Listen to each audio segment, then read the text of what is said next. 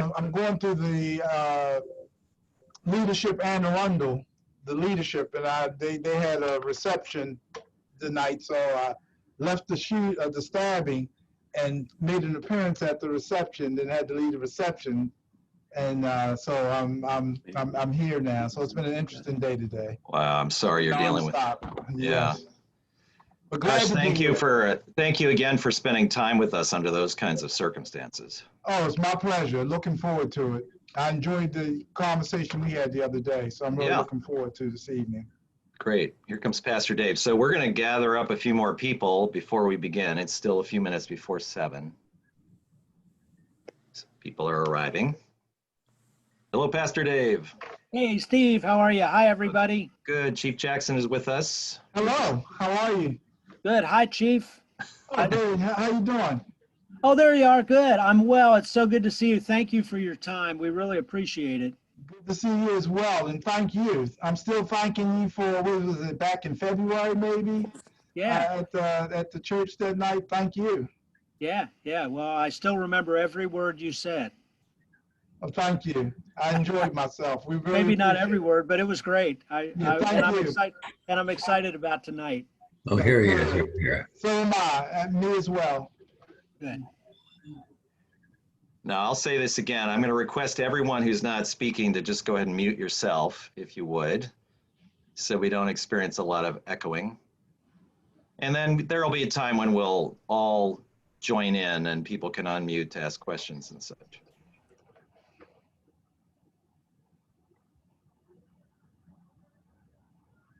They're arriving in droves.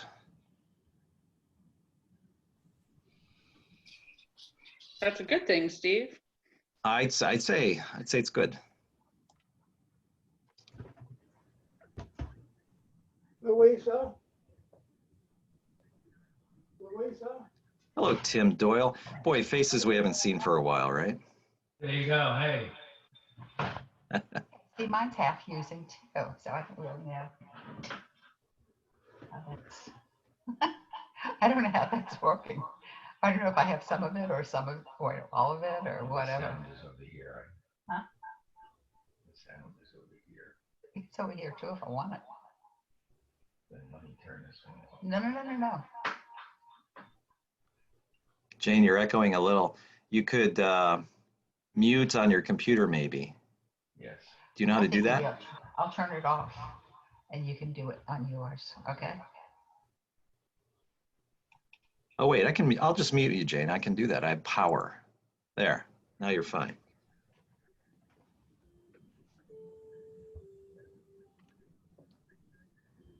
All right, people are still joining. We'll wait till this slows down a little and then we'll get started. Okay.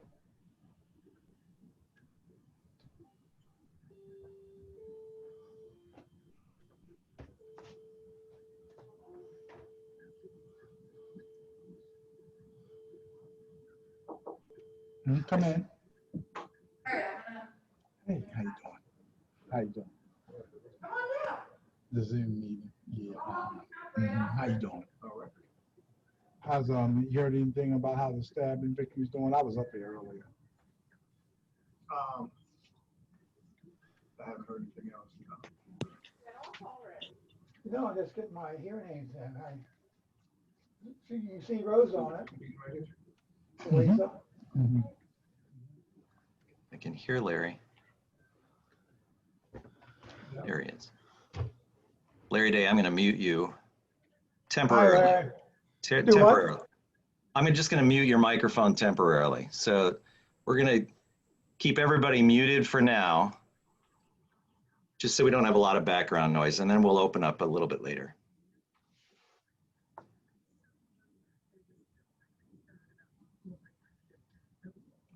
We'll begin in 1 minute.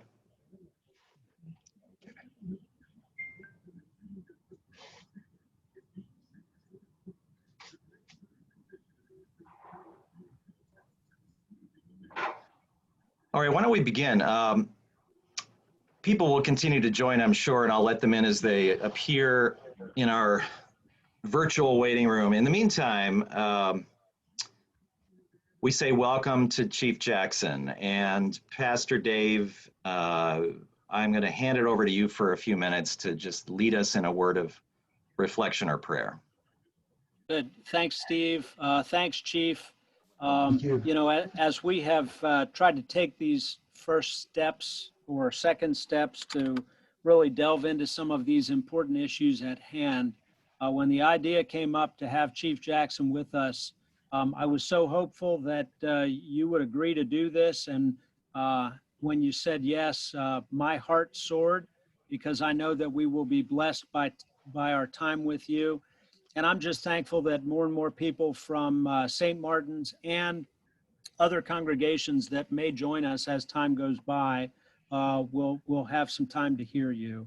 I'm not going to take too much time, but I will, in a spirit of love, ask that we come into a time of prayer. And remember that when two or more are gathered, that Christ is among us, and even virtually, that is most certainly true. So let us pray. On so many fronts, O Lord, it feels as though our nation is at a crossroads. The burden of injustice is crushing. The impact of division makes us weary. Those called upon to serve deal with so many pressures. Through all of this, though, we sense your presence, and that gives us both strength and it gives us hope. Hope that we can emerge better and stronger and more loving. Shepherd us, we pray, to this new beginning, dear Lord. Tonight, we pray for all who are marginalized and in pain. Tonight, we thank you for Chief Jackson and his department of servants. Tonight, we pray for our community, our state, our nation, and our world, your world, loving God. We are merely stewards. And we need you to draw us close in love so that we can be better stewards of one another and all that we have from you. So we ask that you will bless our time, these holy moments, that we may grow stronger, see clearer, and serve better. In the name and in the spirit of your Son, Jesus Christ, who loves us, we pray. Amen. Amen.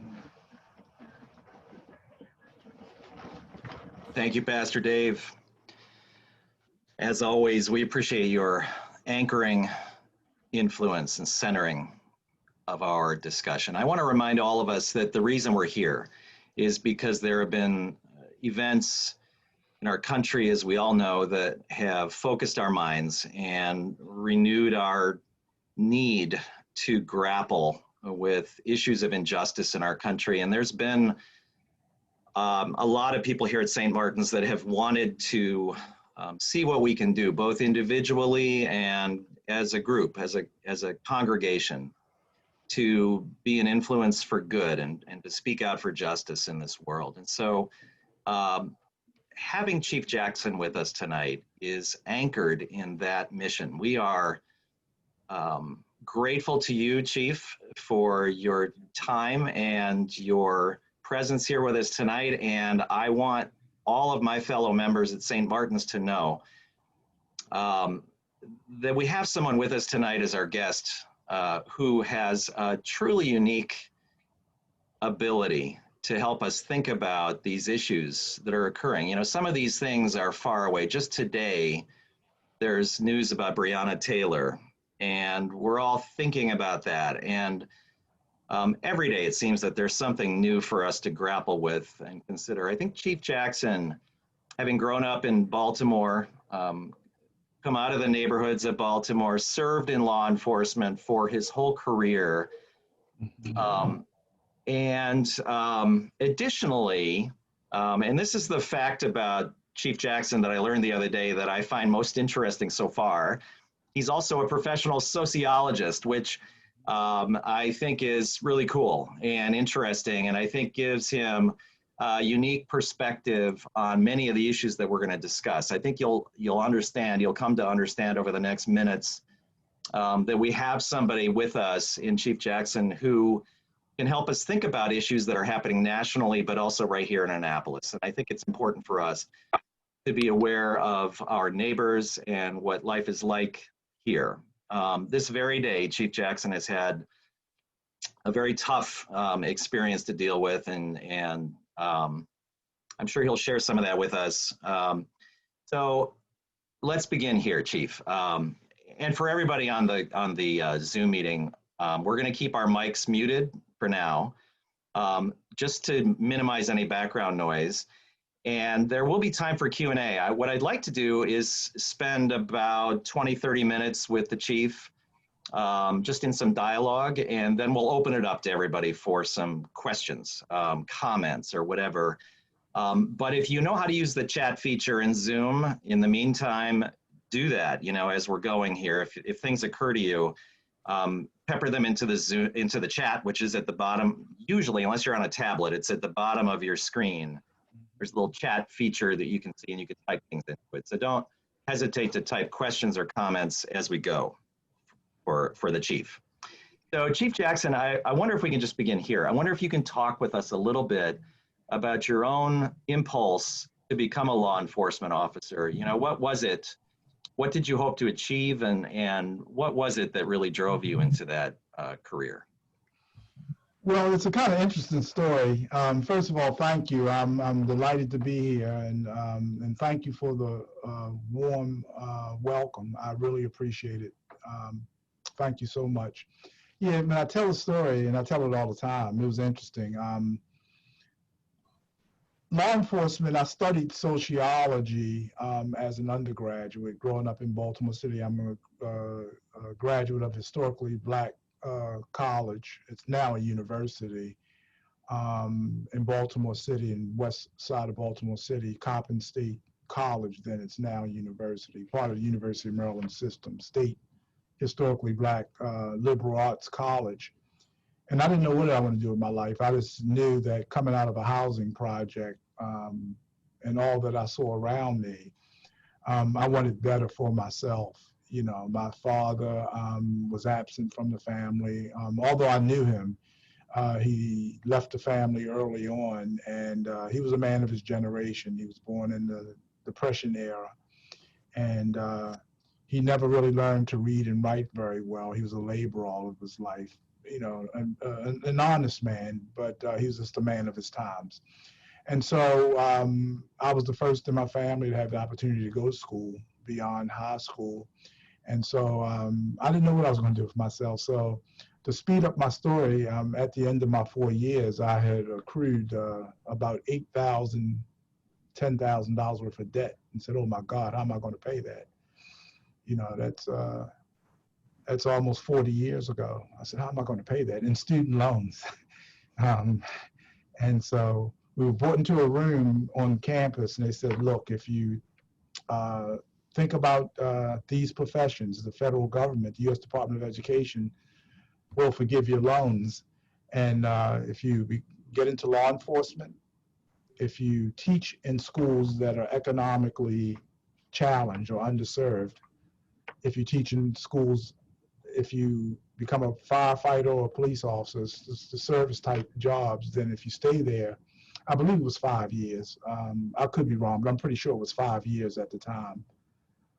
If you stay there for 5 years, then your loans will be forgiven. And so out of the choices, law enforcement intrigued me.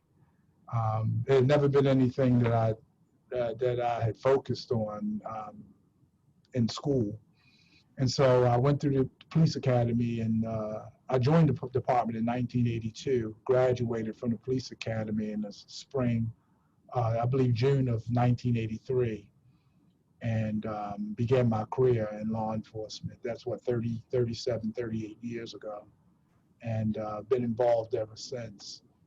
And so that's pretty much how I got into law enforcement. I thought that I would only do it long enough to satisfy the United States Department of Education to have my student loans paid for, and then something else would come along.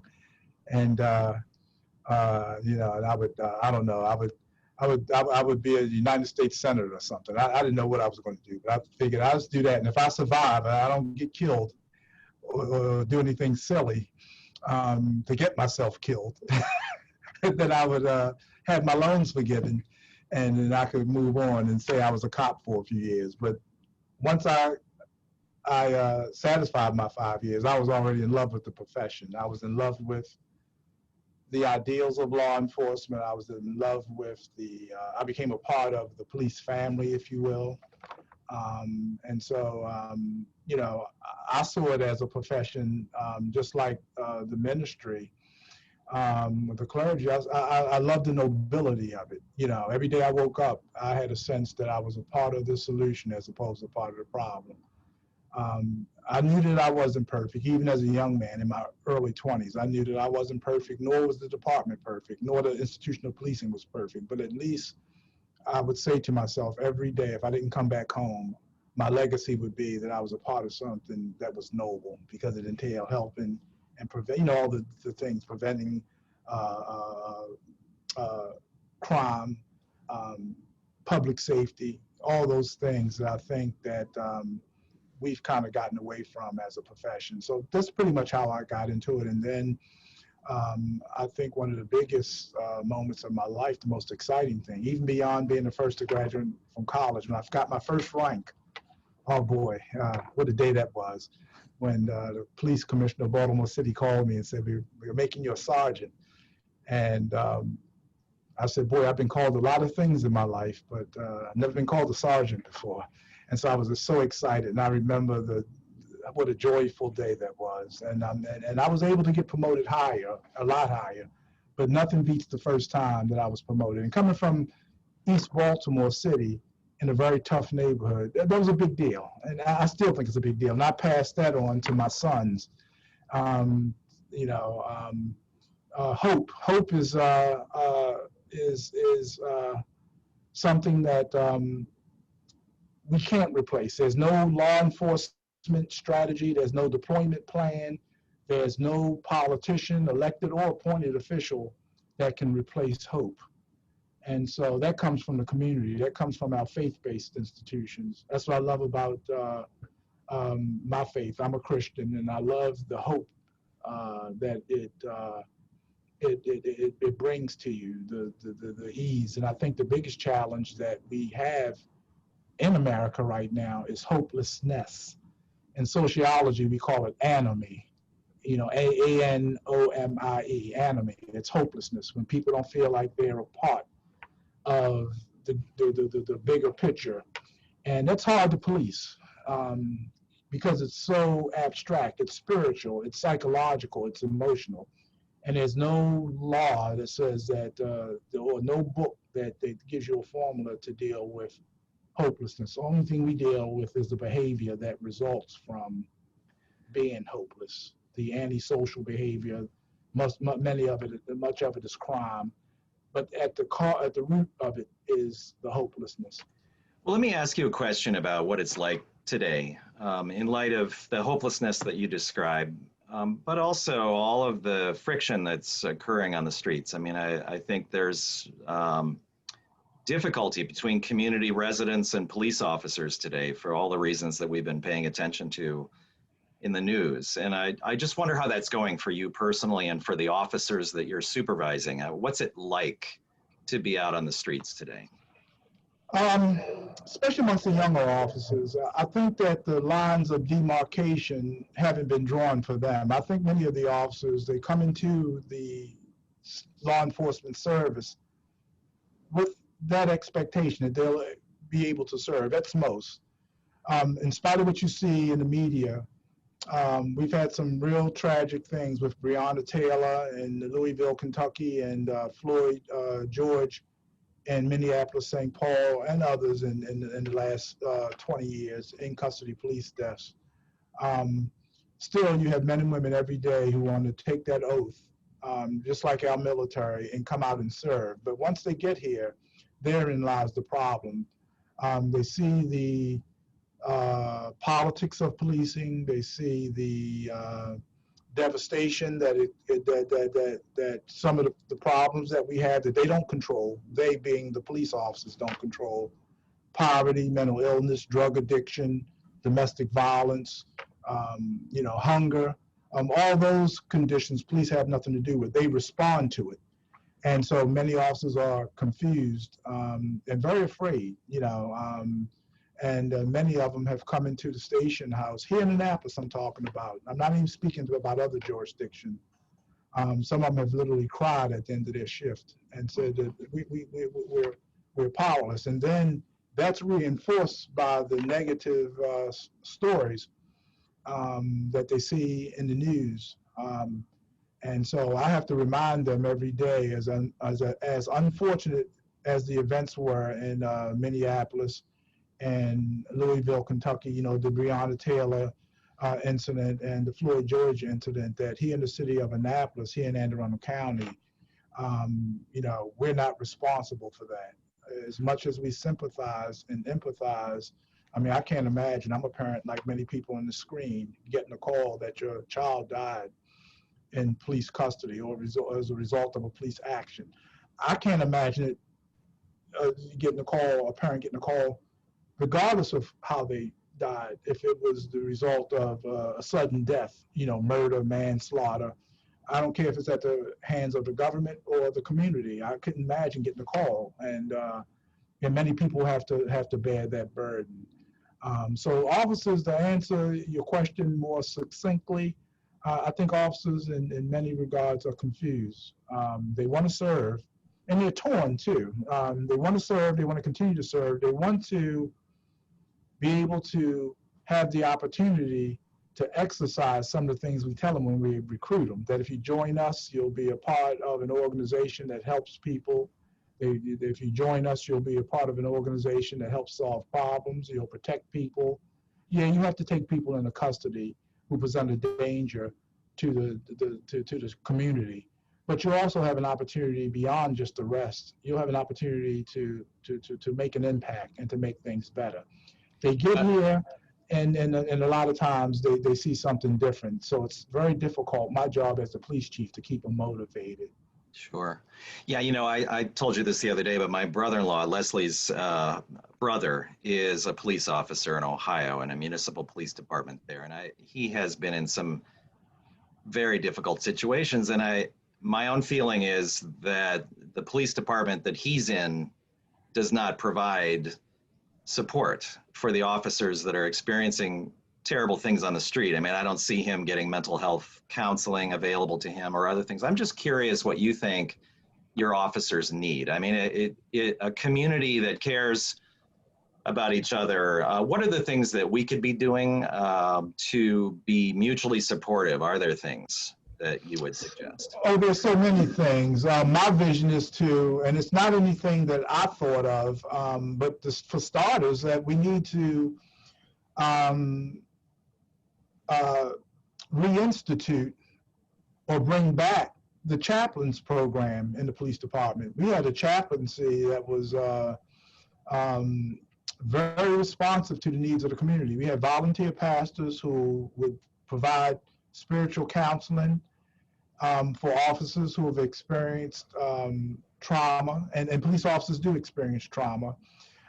Police wellness is a new phenomenon. I'm glad, because many times we have to admit that we see police as robots, that we just suck it up. And you're a police officer, when you took the job, you knew it entailed experiencing tragedy. But when a police officer sees a child being pulled out of an automobile and the child doesn't survive, don't think it doesn't affect them. You know, when they see somebody who's a victim of domestic violence and a woman's beaten within inches of her life, don't think it doesn't affect them. When they go and they see a 21-year-old who had a future, OD, overdose, I'm sorry, I'm using police jargon, overdose on drugs, don't think it doesn't affect them. We see things like every day. We see very bright students who had a bright future go to a party and experiment one time with drugs. That's the last thing that they ever do, and it wears on you. And we carry that emotion inside of us. And my argument is that until we make police wellness what it should be, we're going to continue to experience certain behaviors that we don't want as a society and our police officers. And so we have to be very vigilant, which I'm trying to institute a very comprehensive. I'm working with Anne Arundel County Department of Health, and we're trying to improve every day our crisis response team to include officers who experience trauma. And a lot of times you can't ask them because they're going to tell you they're okay. You have to really push for them to talk about what they've experienced. You have to debrief them, and you have to at times mandate that they talk to somebody. You can give them a choice, but as long as somebody that's certified to sit down with them so that they can get past whatever trauma and work with them to help them to cope, I should say, not get past, but to cope with it. A lot of times they won't talk to their immediate supervisor. They won't talk to the chief of police because they're afraid, for example, to say, if I tell the chief of police that I'm depressed as a result of the last 6 months, they may take my badge and gun from me, and I have a family to feed. So I understand that. So we need people who are non-judgmental, get them in an environment. I don't even have to know what was discussed, as long as the officers are being treated. And so that's a part of the American narrative when we're talking about policing and police reform, that I would hope that we can garner community support to make that a part of it too. They're talking about taking away the guns and the badges and defunding and cutting the police departments in half and replacing police officers with social workers. I've heard it all. Some things I've said the only end result is going to be anarchy if we're not careful. But it's not going to solve the problem. It's only going to exacerbate it. But I think true police reform is finding a way to be in front of some of the social disorganization, not react to it once it occurs. And I'll say this one last thing along those questions. I mean, we talk about that. I think one of the exciting things we're trying to do in Annapolis, I bring my sociological background. I say what we should be working towards is to have more of our faith-based institutions, our education institutions, and institution of family to be a part of the community and to work with us to solve problems, as opposed to having the police, courts, and corrections. Far too many of our communities, in other words, far too many of our communities have too much police, courts, and corrections, and not enough family, faith, and education. Now, I'm speaking in general terms. I'm not talking about specific examples, but I'd much rather see the first three institutions take the lead, family, faith, and school, or education take the lead, so police, courts, and corrections won't have to, if I'm making sense. Because there's basically 6 institutions of social control in America. And what institutions of social control attempt to accomplish is to get individuals to subscribe to the dominant values of society. In America, it's mostly Judeo-Christian ethics, those Judeo-Christian ethics that we teach our children as soon as they're old enough to comprehend the English language or whatever native tongue that you speak. Do unto others as you would have them to do unto you, the golden rule. Learn how to respect people. And so that should come from the family, our faith-based institutions, and reinforced by our educational institutions. It shouldn't come at the hands of police or courts and corrections. By the time it gets to police, courts, and corrections, it's deteriorated. And so what I want to do is have a 2-pronged approach to policing in the city of Annapolis. And it's my prayer that we become the model that a lot of other agencies would want to replicate. And that's have a social approach to crime, work with families in neighborhoods that are in distress, and provide services that they need. Use my position as the police chief, is a very influential position, to influence other social agencies to be more involved in the psychological, the emotional, the mental, to get people into real drug treatment programs, provide job training, right out of Annapolis, right here in the Annapolis Police Department. We'll do those things, while at the same time, at the core, what we do is provide public safety. So we still have to do investigations. We can't have murderers running around with impunity. So we still have to get those people off of the street. But we got to find a way to train our officers in de-escalation techniques. And to work towards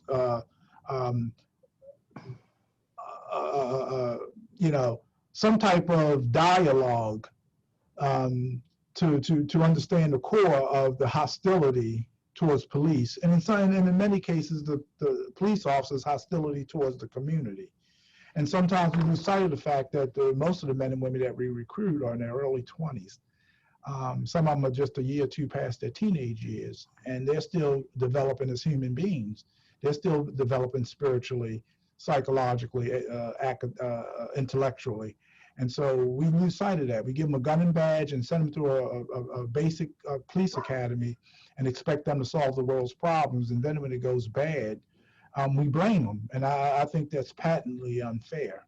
So, Chief, let me just, there are some questions coming into the chat, which I'm going to get to just in a couple minutes. And thank you. People keep putting them in there. That's great. And I wanted, on this topic, I wanted to ask you about recruitment. I'm wondering, I mean, I've heard stories about police departments that are not representative of the communities that they serve. And you have urban police departments that are staffed by people that don't reflect the neighborhoods that they're in. How is it here in Annapolis? I mean, what is the recruiting philosophy? How are we finding our officers? Do you feel that we're doing a good job here of matching the police officers to the communities that they're policing? I think we do a better job, and here's one of the things that I'm proud to state. I think we're doing a better job than most. Can we still improve? Absolutely. Yes, we can improve, but we're doing better than a lot of agencies.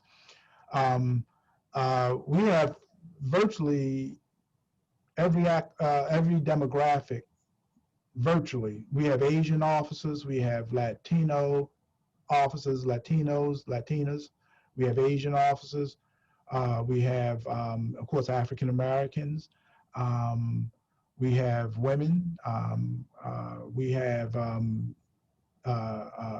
Arab, Middle Eastern officers, right here in Annapolis. And so we have one of the diverse, I would argue, probably one of the most diverse agencies, probably second only to Baltimore City. Baltimore, believe it or not, Baltimore City has a very diverse police department as well. We're far more diverse than many jurisdictions in Maryland. I would say second only to Baltimore City. And I agree with you that we have to find a way, but here's what disappoints me. And to my surprise, most police officers in the Annapolis Police Department are not Annapolitans. And so I want to find a way, although we are diverse, in full transparency, we need to improve upon having people born and raised in this city to come into law enforcement service. My own personal opinion, part of the reason why those who are qualified to be police officers don't come because they don't trust the institution of policing, not necessarily the Annapolis Police Department specifically or in particular, but the institution of policing often turns, particularly minorities. Generally, when minorities graduate from college, the last thing they want to do, not all, but many of them, far too many, in my estimation, don't want to go into the noble profession of policing. They feel that the institution wouldn't honor their education, their educational accomplishments, and they wouldn't prosper, they wouldn't grow, and that's unfortunate. I think that's a misnomer. I don't think that's true. I think I'm an example, and many men and women like me are an example of what you can be and the opportunities you can have. But to answer your question, yes, we need to improve upon, I think, where we're weakest at. I'm satisfied that we have diversity. We can always improve. But what I'm disappointed in as chief of police, I've been here a year now, what I like to see, hopefully during my tenure, is that we be able to recruit more men and women from the city of Annapolis to serve on their police department. So one of the things that we've been talking about here at St. Martin's, I mean, quite honestly, just look at the screen. I mean, we're a almost 100% white congregation, trying to understand issues that are more impactful on people of color than they are on white people. One of the things that we have realized, of course, is that we need to try to have conversation and be humble and listening. And in that spirit, I just wonder, about the philosophy of bringing the community and the police together here in our city. Is there a commitment to community policing? Is that something that's important to the Annapolis Police Department? Do you feel like you have support from the city council and the mayor on that? I mean, You know, is that something, are officers in dialogue with the neighborhoods that they're serving so that we can understand? As a matter of fact, we are right now, I'm excited, and everybody on the screen and beyond, in short order, will hear from me publicly. We're going to present to the council in about 3 weeks my strategy for community policing. This is the professor in me. I'm going to define community policing. I'm even going to give credit, because I don't want to plagiarize. I'm even going to give citation to the information that's not mine. So I'm going to do a presentation. We're preparing a PowerPoint. My good friend, and I believe she's a congregant, a member of the church, Patty Norris, who's on my staff, wonderful lady. Patty Norris has taken the lead to help me put together a PowerPoint presentation that will outline my community policing strategy. It's going to define what community policing is. It's going to talk about how we are retooling the department. And we're going to talk about what community policing is not. And so I'll throw it in there. It's not soft on crime, for example. It's just not. It has a strong crime prevention program. It has a strong component, a problem-solving component. You know, community. I think at the core of community policing is helping communities solve problems. And the problems in Robinwood are not the problems in Eastport, or Harbor House, I should say, or the problems in Eastport are not the problems in Parole, and so forth and so on. It's going to send a message that we're amidst the Black Lives Matter movement. I understand the movement, and I tell people sometimes, I say, as you can see, I'm a black man myself, so I can understand the movement. I grew up in a tough neighborhood, but I'm a police chief for all Annapolitans. You know what I mean? I'm not the Black Lives Matter police chief. I'm the police chief for all of it. I took an oath. I raised my right hand to take an oath to protect and serve all Annapolitans.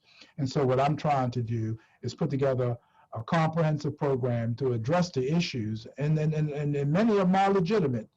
I would say most of them are legitimate. The Black Lives Matter movement, the issues are legitimate. We have far too many people of color that die unnecessarily in the custody, in police custody. Most of it's not murder, in my view. Most of it's poor training.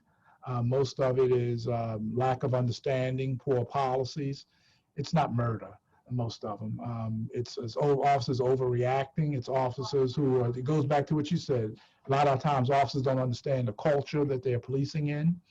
And so when you have all those things operating at the same time, it's like a train wreck waiting to happen. And that's what I'm working real hard to avoid in the city of Annapolis. But you all, everybody in Annapolis will know what my community policing policy is going to be, and my strategy, or our strategy, not just Ed Jackson's, but the strategy of the men and women who serve the police department. It'll be on the website, and then I'm going to live stream and actually answer questions and talk about it.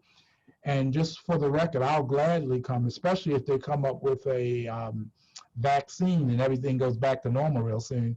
Pastor Dave, I'd love to come back to the church and talk about community policing and have a Q&A session. I so enjoyed the last time we got together. It would be my honor to come back and talk about community policing. But minimally, you'll see it on the website, and I don't have the date yet, but I'm going to present to the city council, Mayor Buckley and the city council, in a couple of weeks, and we're going to have a PowerPoint that everybody can read and we can ask questions, and then I want the public's feedback on what I propose to do. And part of it is reentry program, job training. We have social workers now. These things already happen. They have social workers now who have office space in the building. So when people are released, short-term or long-term, when they come to see their probation officer, they come here and we triage them much like a nurse does for a trauma victim in a hospital. We find out, we do a needs assessment. You know, do you have your driver's license? Is it suspended or revoked? And we work with them. We find out if they have job skills. You need your licensure renewed. Or we're willing to write letters to say, yes, this person made a mistake, but they paid their debt to society. And in the spirit of reentry, we want them to have something positive to come back to, not have to go back to the same behaviors and same environment that caused them to be incarcerated the first time. Whole idea is for them to contribute to society as opposed to take away from it. And so those are kind of exciting things, Steve. that Yeah. we are going to do and talk about. And I'm hoping if I can accomplish everything that I envision, I'll be a rock star in Annapolis. You already are a rock star. We think so anyway. So listen, I'm gonna ask you one more really topical thing before we get. I mean, I'm trying to touch on some of the chat questions as we go, and in fact, that one that you just touched on just popped into the chat right while you were talking about social workers and such. But I want you to talk, if you don't mind, for a couple minutes about Freddie Gray, because I know that you told me you were an inspector general in the Baltimore PD and became involved. You were called out of retirement to help the Freddie Gray case. And so I wonder if, and of course that's something we all have paid attention to and have thoughts about. And I wonder if you can tell us a little bit about your experience with that and some of your thoughts around the Freddie Gray case. Yeah, the Freddie Gray case. It's just so many facets to it. I'll start off by saying very quickly that I think Freddie Gray's case symbolically represented decades of frustration in Baltimore. When I served in Baltimore, there were many in custody deaths that were just as egregious. Not minimizing Freddie Gray's in custody death, but that wasn't the first in custody death of that type. It took on another life because residents were just tired of West Baltimore, Sandtown, Winchester's the community. For 100 years, it's been the same community in every negative way you can imagine, from the dilapidated housing to poor schools to heroin. And so Freddie Gray, I think that had it not been Freddie Gray, it would have been something else. And you're absolutely right, Steve. I came out of retirement. It's interesting. My journey is interesting. I was a full-time faculty member at a community college in Baltimore, Baltimore City Community College, and I lectured at other places, Towson University, University of Baltimore, et cetera. But in my full-time position was at Baltimore City Community College, teaching sociology and criminal justice. And something interesting happened. I returned their calls. They were looking for subject matter experts to talk about the in-custody death of Freddie Gray and all the issues surrounding it. I would comment to the local media, WBAL and WMAR and the other ones, the 3 local stations in Baltimore. And so that led to me, the mayor at the time, Catherine Pugh, asking me to serve on a community oversight task force. Of course, many of people watching tonight will remember that when Freddie Gray died, it sparked off 2 weeks of rioting and civil unrest in Baltimore. At first, the death was determined to be a motor vehicle accident, and then the prosecutor changed it, and she determined that his death was a result of depraved heart murder, and 6 officers were charged with everything from gross negligence, manslaughter, involuntary manslaughter, to the guy who drove the transport vehicle was charged with the depraved heart murder. My role in all of this is that when Mayor Pugh first took office, it's been 4 years now. When she first took office, there had been negotiations with President Barack Obama's administration and the city of Baltimore for Baltimore to go into a consent decree. They did go into a consent decree. President Trump didn't want it to happen, but it was already in the works before his presidency, and Baltimore entered into a consent decree. And I'll be brief. A consent decree is basically an agreement between, it could be state or federal government. In this case, it's the U.S. Department of Justice. It's an agreement that the Baltimore Police Department would make reforms as a result of the Freddie Gray case. Baltimore entered into a consent decree, and it had 511 paragraphs. A paragraph is just a synonym for reform. 511 reforms. I think they've only satisfied 3 in 3 years. So if you go by at that pace, it'll be 511 years before they get out of consent decree. Just to give you an example of how momentous that is. I got involved because they asked me to serve on the community oversight task force, and out of that, the mayor asked me if I would be interested in coming out of retirement and resuming my career as the inspector general. And so, because part of the consent decree says you have to have a compliance officer, and that's basically what an inspector general does: fraud, waste, abuse, internal controls, and in general oversight and compliance. And so I earned my certification as a certified inspector general from John Jay College of Criminal Justice in New York. And I began my journey to help the Baltimore Police Department get through the paragraphs. You know, we have to go before a federal judge every month to talk about the progress that we're making. They have a monitor that the court appoints, and you have the defendant, which is the Baltimore Police Department. The plaintiff is the United States Department of Justice. And all three of those forces have to work together to make reforms in Baltimore. They're still very much active and struggling to get those reforms done, extremely expensive. So I learned the year and a half that I was the inspector general. The only reason why I left is because when Commissioner D'Souza, many of you remember that story, when he was indicted for not paying his taxes, a new administration came in and they wanted their own inspector general. And so the opportunity came up for me to be apply to be the police chief in Annapolis, and I'm so glad that that happened. So, and I think that I thank Almighty God, because that was my journey. I never thought that I would come out and be a policeman anywhere again, and I'm so glad that and so grateful for this opportunity to be a police chief in the city of Annapolis. So that's pretty much my journey.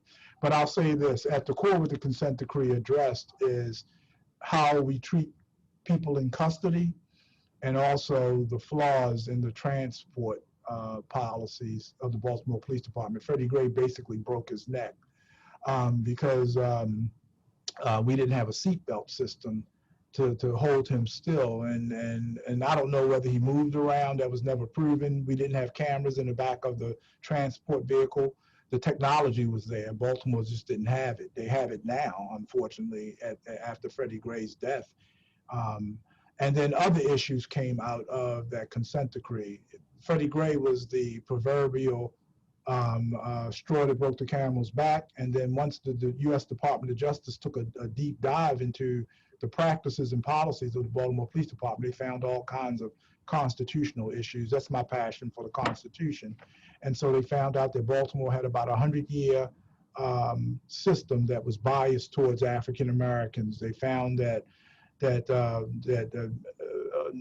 thousands of cases that they reviewed, thousands literally, that African Americans were far more likely than any other group to have their rights violated. They found people who sat in prison and prosecutors knew that they didn't do it. It was proven that they didn't do it, but yet they were left to languish in prison even after they were, exculpatory evidence or physical evidence proving that there's no way they could do it, like DNA, proving that they weren't the person. And so the system was so broken in Baltimore. The good news in all of that, I learned so much, and I bring that to Annapolis. I bring all the skills I learned as an inspector general, fraud, waste, abuse, internal controls. I've learned the lessons from Freddie Gray and all that I saw from that horrible consent decree. And there's no way to describe a consent decree any other way. When a government gets into a consent decree, everything has failed. There's nothing to celebrate. It gives the residents the assurance now that they're being mandated by the courts to make the corrections. That's the only good thing about a consent decree, is that it mandates that these reforms be made. And the Baltimore Police Department has no choice, presided over by a federal judge.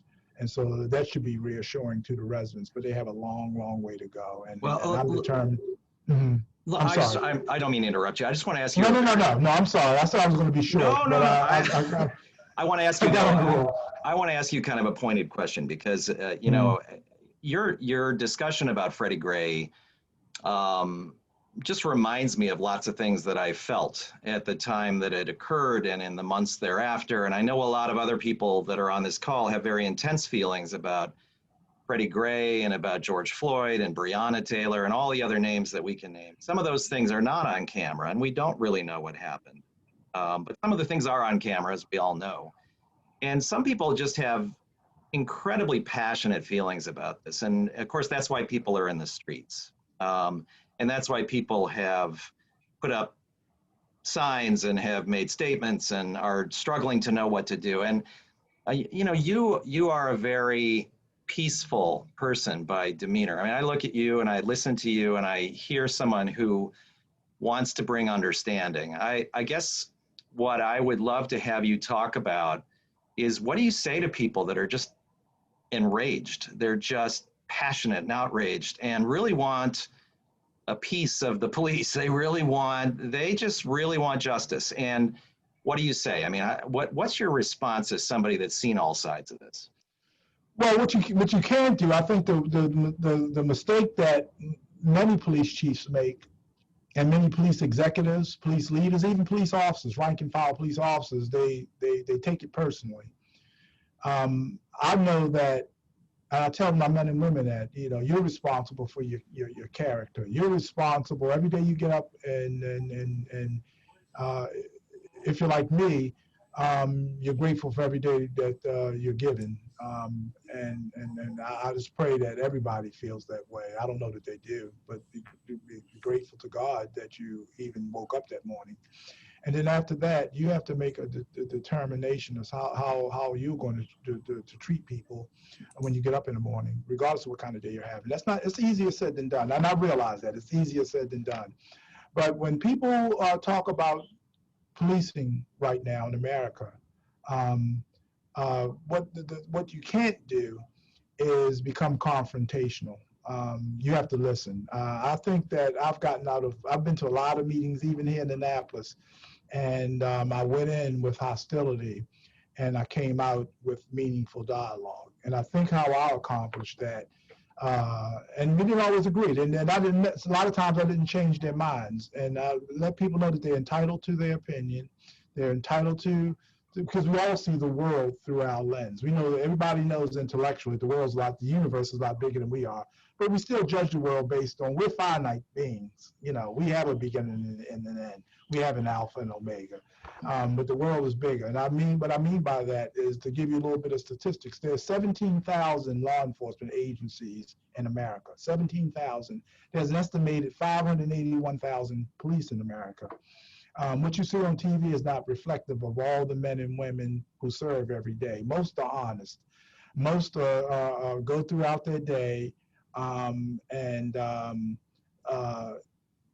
do their jobs, and they look forward to going home to their families. I can personally say I've been involved in law enforcement for 38 years. I can't articulate to you or anybody else what it's like to use deadly force. Why? Because I've never used deadly force. You know, I've never fired my weapon in 38 years. I've never taken a life. I've never put anybody in a hospital. I went to the hospital once or twice. I did get into altercations with non-compliant suspects. I wasn't always right in the law. And so when you acknowledge, I think the biggest problem is that the cops do is they take the humanity out of it. And then I always open up a conversation to admit that I'm not perfect and that I'm fallible, you know, that I'm not perfect.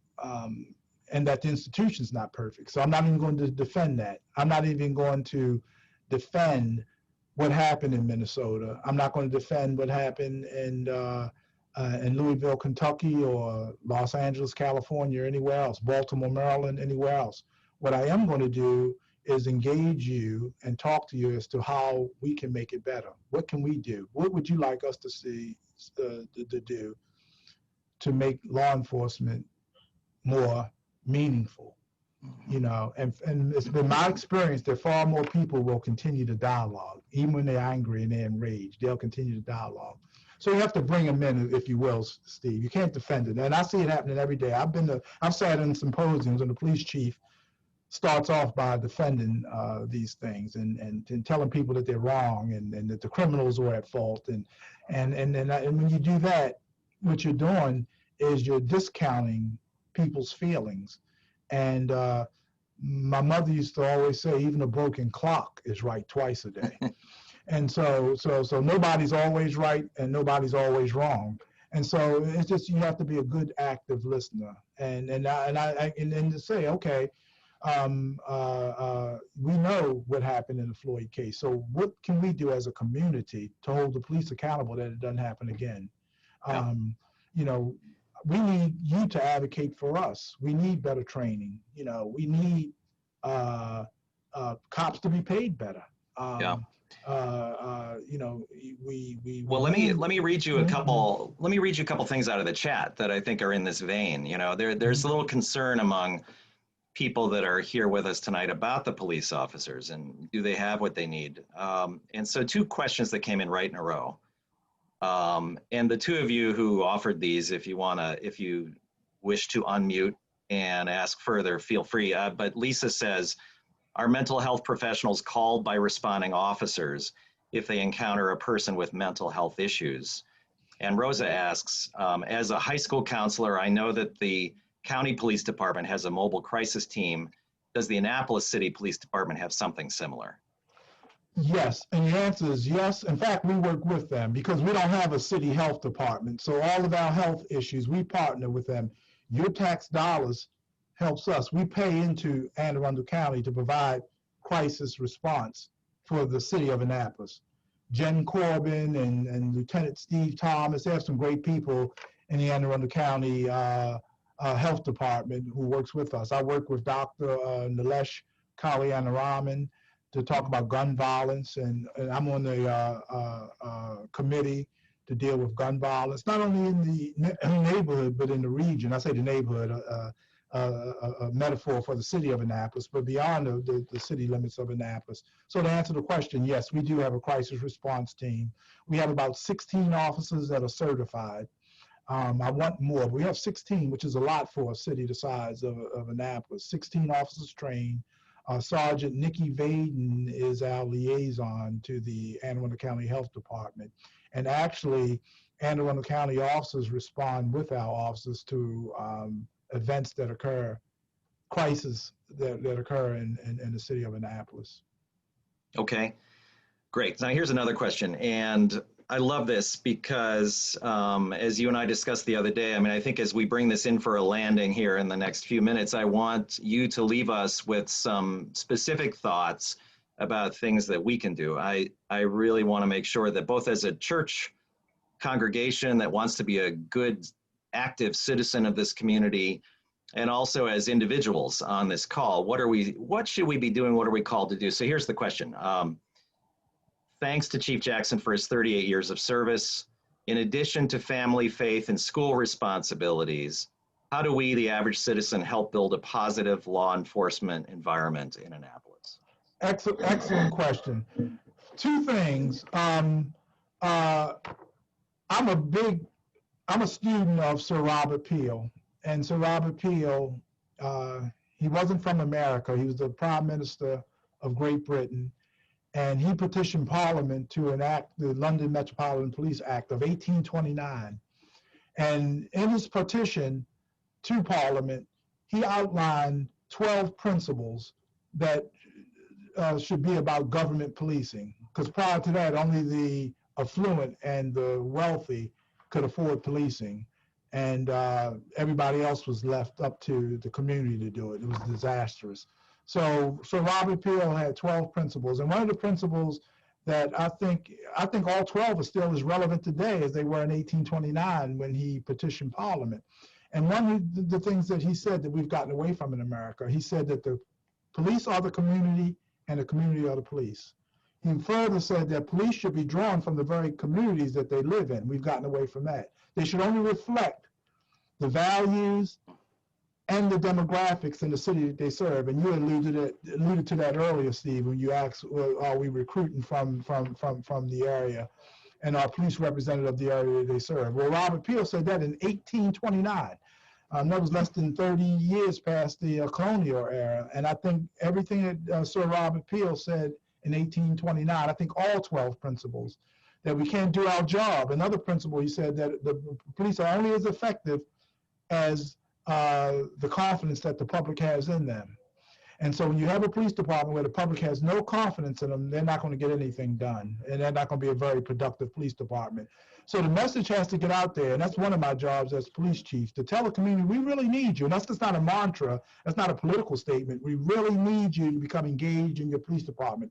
In Annapolis, we need more citizens on patrol. We need more dialogue.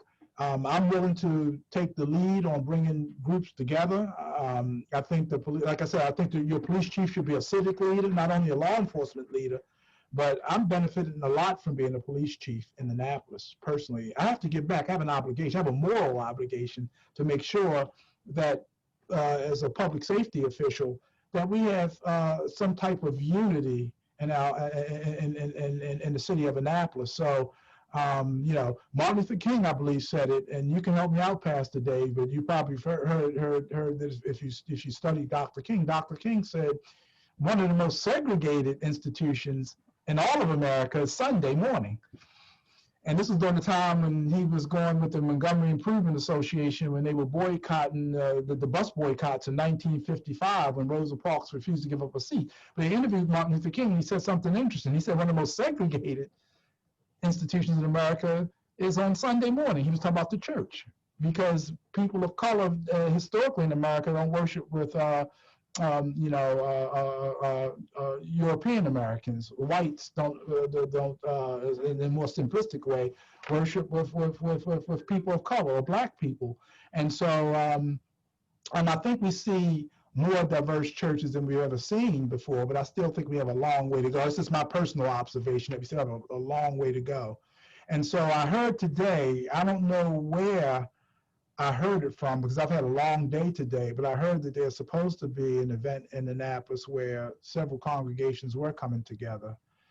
They don't traditionally do so. So as I get that information, I have to call you, Steve. And I have very vague information right now. But not only that, it has to go across faith. I think that there should be a dialogue at our synagogues and our mosques. And we should all come together in some neutral forum and we all talk about issues. I think that I have to be visible all the time. I have to be as visible as I can possibly be. I think that more of our elected officials need to be more visible, and sometimes you have a moral obligation just to be a part of these forums. I like to see our elected officials. One of the things I like about Mayor Buckley, and many of you, I don't know how well you know him or not know him, but he's real big on hearing the people. Far too many mayors and county executives, they delegate that responsibility out.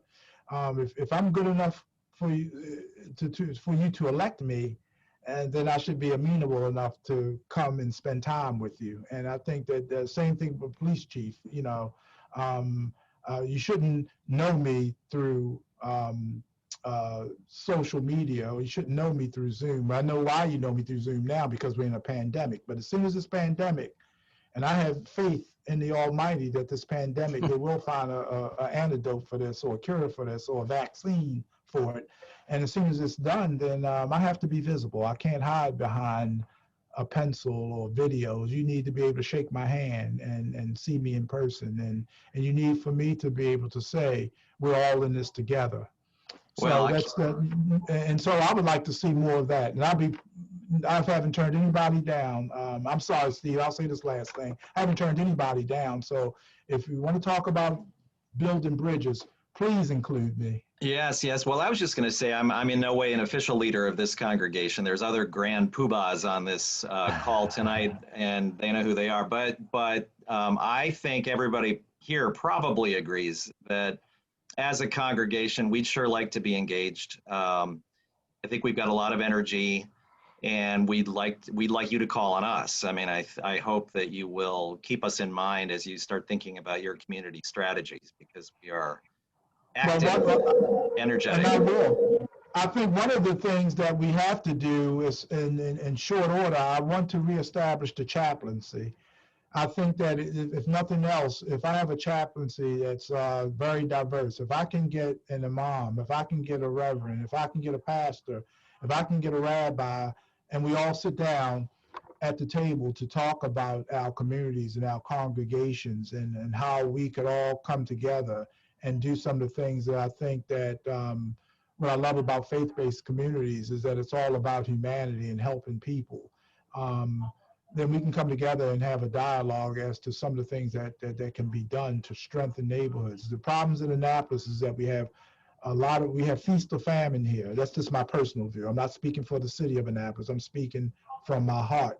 and I'm speaking as Ed Jackson. I see, as I ride around every day, I see feast or famine here. I see a lot of wealth here. I see a lot of prosperity. But then on the opposite end of the continuum is abject poverty and hopelessness. And then Dr. King also says we better learn to live together as brothers and sisters or perish together as fools. And that's Dr. King too. I do know he said that one. And I think it's something to be said for that. Not that I'm insulting anybody. I'm just talking about in generalities, that we have to make up in our mind that at the end of the day, we're all people. We all have our story. We all come from different backgrounds, but that doesn't mean we can't coexist. And that doesn't mean that we can't come to the table and have a dialogue. Nobody should fear another man in America. It's too much wealth here. The nation, the world has always looked to us since our founding. For over 245 years, we've been the moral beacon or the moral light for the world. And I'm afraid, I said this earlier this morning when I spoke to a group of people, I'm afraid that if we don't turn this tide, that we'll no longer, America's no longer going to be the light of the world. And that would be sad in my lifetime and my children's lifetime. And I don't have any grandchildren. I wish I did. But even if I'm not here to witness my grandchildren, I want them to live in a society where we are still looked upon as the example, you know, and I don't want to see America deteriorating if we're not careful, you know, along politics. And we and I'll say this last thing, we treat things like they are in a silo. And Albert Einstein said there's no disconnect in the universe. One thing that you don't even think can affect something else does.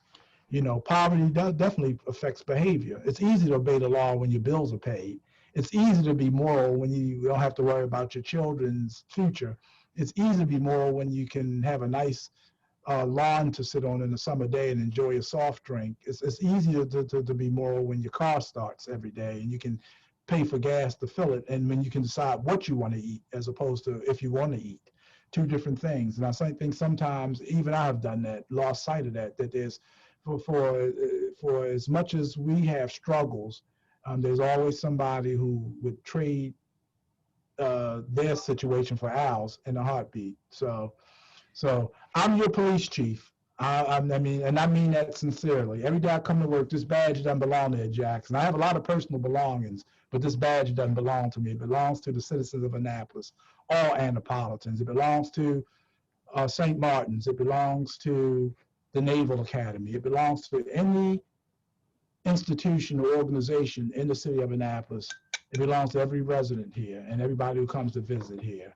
I want to give you, yes. I want to give you one closing question. And before I do, and I'm sorry, Steve, I'm just going off. I'm preaching now. That's not my job. That's Pastor Dave's job. By the way, I don't mean to interrupt you. And I on behalf of all of us, I want to say a very big thank you for your spirit. You know, the idea that you consider yourself to be the representative of all of us and the community citizen that you are. I think that those words are very important in these times, and it's really great to hear that. So I don't mean to interrupt that. No. I needed it. What you said was very important. Let me note in the chat that Pastor Jerry Colbert is here and has said that there's going to be a community ecumenical communion service on Wednesday, October 7th at 6 p.m. Yep, that's it. There it is. Calvary United Methodist Church on Rao. Everybody probably knows Calvary on Rao Boulevard. Outdoor service. Bring your chair or blanket and wear your mask, he says. Yes. And that's what I was referring to. And I said that earlier. That's what I was referring to. Thank you, Pastor Colbert. Yeah, Pastor Dave, you're unmuted. Did you want to add anything? No, I just wanted to say it's not going to be a real long service, but it promises to have a great sermon because Pastor Jerry's preaching, I think. Thanks, Jerry.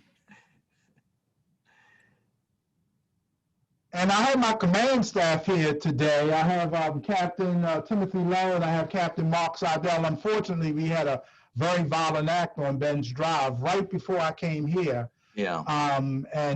So I asked that you pray for the victim. It was a stabbing. It's already been reported on the news. In Ben's Drive. and at the Bay Ridge Gardens housing complex. We had a stabbing tonight, and the victim is critical, but he's been flown to shock trauma. So I ask that you keep him and his family in your thoughts and prayers. And my investigators, Captain Seidel and all of his investigators are out there actively dealing with that. So right before I came here, that's why I'm all dressed up in my suit today. I've done a lot of speaking today. So thank you so much. This has been a wonderful opportunity. I hope, Steve, I've answered everything. Yeah, well, there is one more. Do you have another 2 minutes? Yes, I want to give you a closing. I want to give you a big finish here. Rosa has asked another question, and I think it's a really good one for you to kind of leave us with some parting thoughts. And that is, for those of us who are parents or grandparents or caregivers or educators or whatever, which we all are in some form with smaller kids, how do we have conversations with our young people about these tough issues that we're talking about tonight? Do you have any thoughts about that? I do. I do. And I learned this in graduate school. I have a master's degree in the applied behavioral sciences from Hopkins, and my concentration is community development. And one of the things I learned, it's been 25 years ago, but I never forgot that when you're talking about interpersonal skills and involving your young people, you have to approach it. And it's hard to do sometimes. My children are 37 and 32, so they're not kids anymore. But when they were kids growing up, and I was a fairly strict parent, you have to approach it non-judgmental. I'll say that again. You have to approach them non-judgmental, and you have to listen. I'll argue that and I argue this vehemently, when your children are not doing well, or if they're engaging in behaviors that may lead to them getting in trouble with the law, or if there's any type of destructive behavior, it's generally a cry out. And I think that it's the role of the parents to try to find out what's going on. And parenting is one of the most difficult propositions, as everybody on the screen knows, that there's no class for it. There's no university degree you can get for parenting. We live in a very complex society right now. They're seeing things in the media and experiencing things out in the world, because after they get a certain age, you can't control what they're exposed to. You can only be there for them. And so generally when you're having problems with your children, it's generally a cry for something that's more profound. So as a parent, you have to put on your investigative hat. You have to ask those 6 interrogatories. And those 6 interrogatories are the who, what, when, where, how, and why. And if you sit in the non-judgmental, the worst thing you can do, because you're going to push them away, if you come with a judgmental posture, take a judgmental posture, and the posture that I'm the parent and you're the child and I'm the boss. That worked in my parents' generation. That worked in the World War II generation. That doesn't work nowadays with children. So the worst thing you can do is, so you have to talk to them. You have to let them know that you love them, that you care. And you have to let them know that when you get involved in things that you shouldn't get involved in, or if you're engaging in behaviors that you shouldn't be engaging, not only are you hurting yourself, but you're hurting all the people around you who love you. And I think that's how you start the dialogue. And then be persistent. Don't let one conversation with your children that doesn't go the way you think it should go end the dialogue. You're the parent, so you keep chomping at the bit day in, day out until you get to the bottom of what the problem is. And then that way that's the beginning of working towards a resolution. And don't be afraid. One of the things that I want to see happen too is that we come to you. We have a forum where you can come to us when you have problems, and we can help you facilitate that. That's one of the things on my bucket list as well. Great. Well, listen, on behalf of all of us, we are so grateful that you took this time here tonight, especially on a night when you had another very pressing concern. So thank you, Chief Jackson. God be with you, and in your work, we wish you peace and grace, and we hope the community treats you well, and that we can open a dialogue with your department and be a good partner of yours. Well, thank you. I'm only going to say good night, not goodbye, because good night just means that we'll continue this. And so I'll bid you good night, and I look forward to, thank you again. It's been truly an honor. And Pastor Dave, I'm thanking you not only for the night, but I'm thanking you for a few months ago. That was one of my first big events since I was chief. So thank you, Steve. I enjoyed the conversation a couple of days ago, and I enjoyed it tonight. God bless each and every one of you, and I hope that this has been informative. Thanks, Chief. Thanks, Steve. Thanks, everybody. Go Thank in you. peace and serve the Lord. Okay. God bless. Have a good night. Thank you. You too. Good night.